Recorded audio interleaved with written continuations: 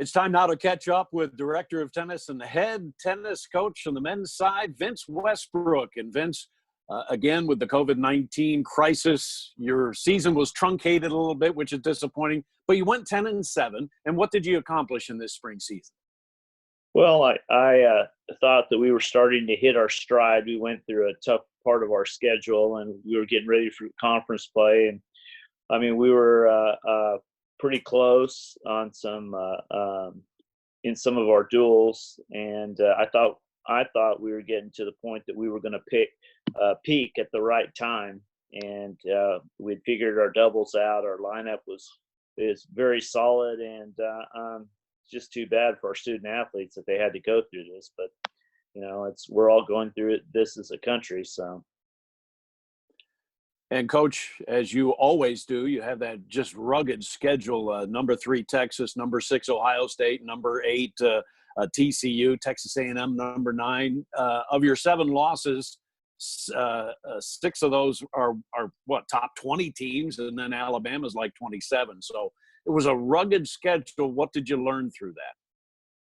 Well, our guys started getting better with each match. They were more cohesive. They were acting as a group. It's a different type of culture than we've had in the last couple of years, and we needed to do that. And I really liked the way that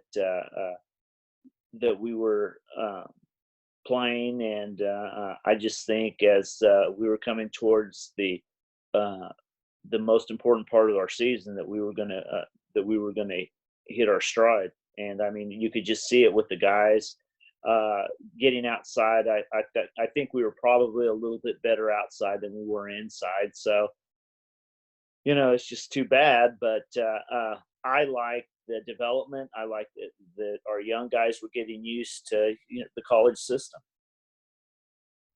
And early on, Coach, you beat Utah by a final of 4-2. You beat Arkansas 4-3 in an exciting match. Are those kind of 2 of your better wins in the spring? Yes, they were. Yes, they were.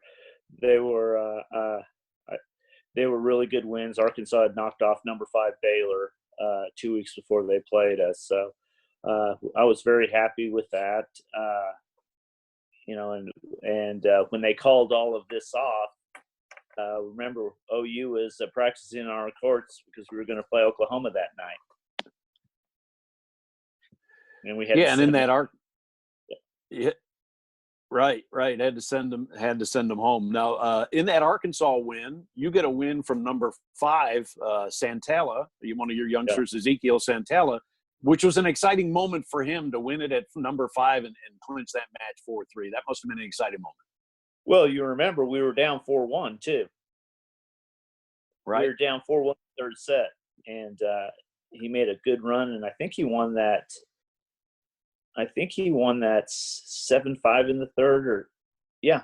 No, he won it 6-4 in the third. That's right. Right. Terrific comeback, and of course a big win for you. What has Cody Pearson meant to your program? Obviously, you won in the fall in that Central Regional, or won in the Regional in the fall, and then obviously continues to be kind of your bell cow at number 1.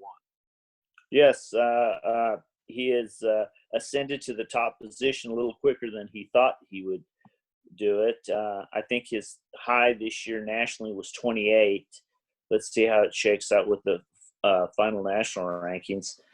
And he's been really good in singles, and it's been really good in doubles, and he's one of the cornerstones of our program. And Coach, in the bottom part of your lineup, you had really good performances. Your number 5s and 6 combined were 18 and 9. That really helps when you have depth down there, doesn't it? Yes, it does. And we've been, over the years, have been known for having pretty good depth. And finally, we're back to that. And, it's very important with all the teams that we're playing, because you're not going to see a lot of difference between 1 and 6 with the teams that we're playing. So everybody's got to show up. So Daniel Siddall, obviously, and Tom Thawall-Jones did very well for you in those lower positions. Those were the guys that were mostly in the 5s and 6 for you, right? Yeah, we had a pretty good rotation there with also with Zeke, and so we had 4 guys there that were rotating all the time. Doubles wise, you went 21 and 20 in the duels, which was an improvement. I mean, I know you've been kind of cobbling doubles together over the years, and but clearly, at least drawing even in the doubles was an improvement. Yes, yes, we were very happy with the doubles, and coming back, we've got doubles set up for the future with these guys that are playing with each other. So you'll see them go higher in the national rankings, and you'll see a lot better results. And I've talked to coaches that obviously have had their season ended early, and to a T, almost all of them felt that they were gathering steam. And you mentioned this earlier, Vince, that you had to feel that the best was still ahead of you as far as this season was concerned as you continue to grow this team. Well, you're hoping that your teams start to peak by the second week of April. We go into our conference championship the third week of April, and then hopefully, if everything goes right, and you get into the NCAA tournament, and you go from the first and second rounds on. So that's the time that you want to peak. You can do a lot of winning in January and have it and fall apart at the end of March and April, and it kills you. So yes, I mean, we were set up, we were gaining momentum, and if you look at our results as we were going through, we were getting better dual match to dual match against the teams that count. And Coach, without getting political, obviously tennis is a very international sport. So many international players, both on the men's and the women's team at the University of Tulsa. Has it been hard to keep in touch with everybody? Has it been okay to be able to stay in contact with all your international players? Yes, we have weekly, before finals, we were having weekly Zoom meetings, bringing up, seeing how they were doing on their grades, seeing how they were holding up because of the different situations they had in each country, and some were getting to do certain things, and then by the time we got to April, all of them were shut down, and all of them had to be at home, and that's in 5 different countries. But you're able to navigate it okay, Coach, huh? Oh yeah, we were able to do it. It was, we'd have some guys up at 7 in the morning and some guys at 11 o'clock in the evening. So we were covering the world.